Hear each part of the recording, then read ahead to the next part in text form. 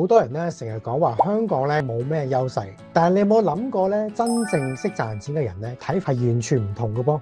例如香港大學嘅名額咧，有一半嘅份額係非本地生嘅，你可能覺得係威脅。有錢人睇到嘅咧係機會。每年咧有超過7萬名非本地學生嚟香港讀書，但係咧宿位咧只係得4萬幾個。2028年仲有12萬嘅學生要自己揾地方去住，咁多學生要租屋，最着數係邊個啊？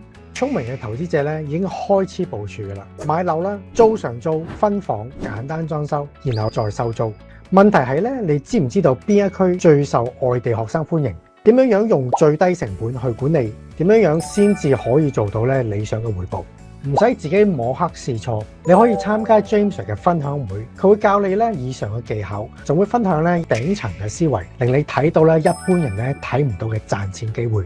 即刻拎下邊條 link 報名啦，唔好錯過啦！